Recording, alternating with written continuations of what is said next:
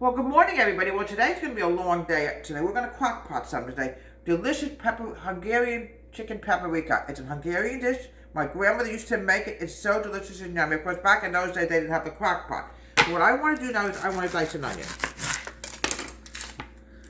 It's really amazing what you can use a sweet onion, folks. It's always best when you cook something with. You want to have a nice, sweet, tasty onion. Now, we're going to start dicing this. Now, you got to keep in mind, this is going to be going all day today, folks. We're not going to be eating this until like maybe 4 or 5 o'clock tonight. Yeah, Hungarians certainly are well-known cooks. They're known for paprika. I don't know what it is with paprika with Hungarians, but they all love paprika. So, I'm going to do something that my grandmother made many, many years ago. All right, we're going to put it in here. Probably eat a little bit more onion. Then we're going to start up the chicken, add the seasonings in, and we're going to put it up. There we go. I always recommend use a nice, sweet, juicy onion when you make any kind of food that you mix everything together with. There's a lot of crock pot stuff you can actually make. This is one of them. This is going to be it for the onion. I might need the onion for something else later on. Not today, but another time. Keep dicing this onion up. And then I got to go to the chicken. Now, when you use chicken, folks, I'm using this cutting board. Please, folks, when you're done with the chicken, make sure you scrub it under hot water with soap. Now, we're going to go to the chicken. This is frozen chicken breast. Let's wash all the chicken off. Very important to wash your chicken.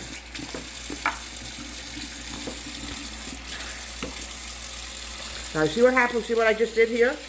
I have to grab something later on today, not later on today, 5 minutes when I'm done, when I get everything up, and get that cleaned up. Okay. Now we're going to start cutting the chicken up.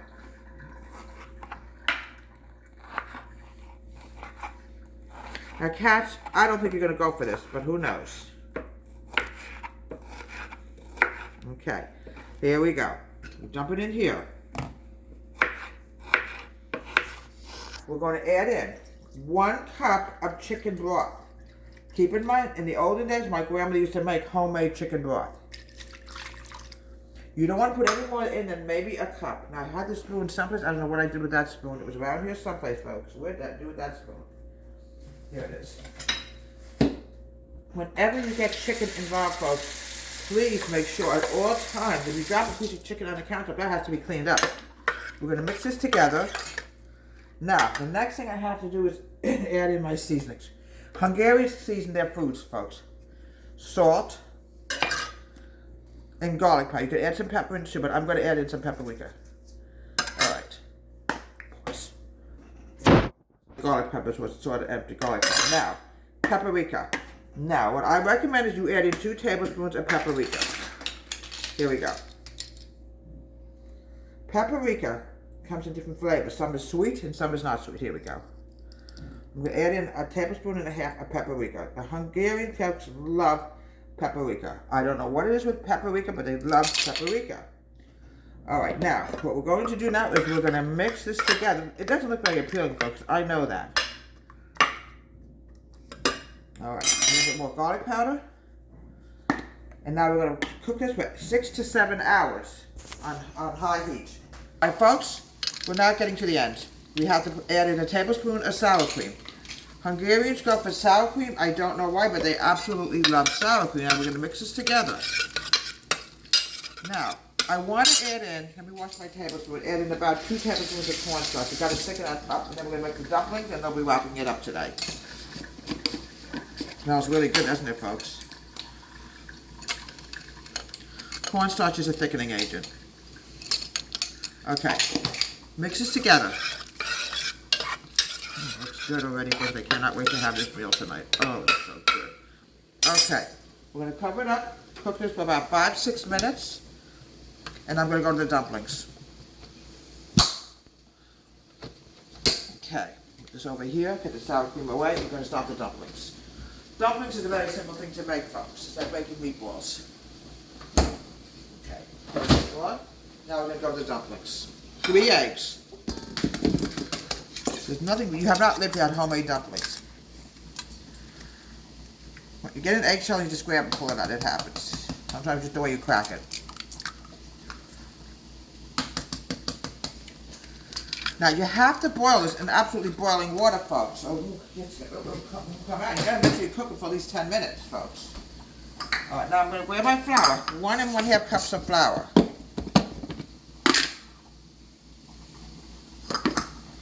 There we go. There we go. Many ways of making dumplings. Dumplings is fantastic. 1 1/2 cups of flour. Then I'm going to go to the water, because you've got to add the water in, folks, also. Okay, here we go. Now, we're going to add in some flour. If it's too thick, you can't get it up together, don't panic, all right? 1/3 cup of water. I'm going to grab my spoon. Start mixing it together. Now, if you need more flour, add more flour, but this should be thick enough to turn into dumplings. Here we go. Might be a little too watery. We don't know yet. I'm going to grab my hands. I don't have to do that. Just keep using the spoon.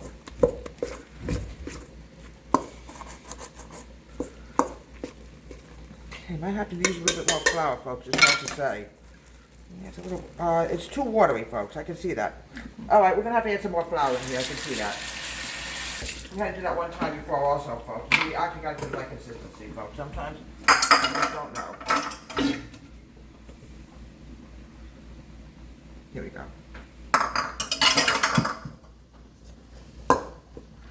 There we go. Much better.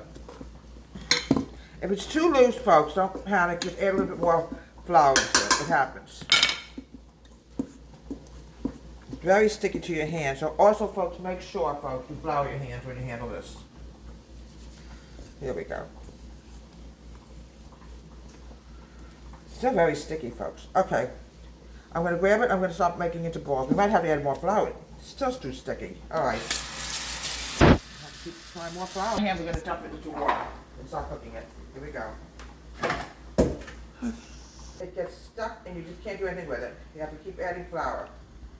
And folks, here we have a fantastic, wonderful Hungarian dish. Hungarian paprika chicken. It's delicious and so yummy. And we're also going to add some carrots in here also, just a few carrots.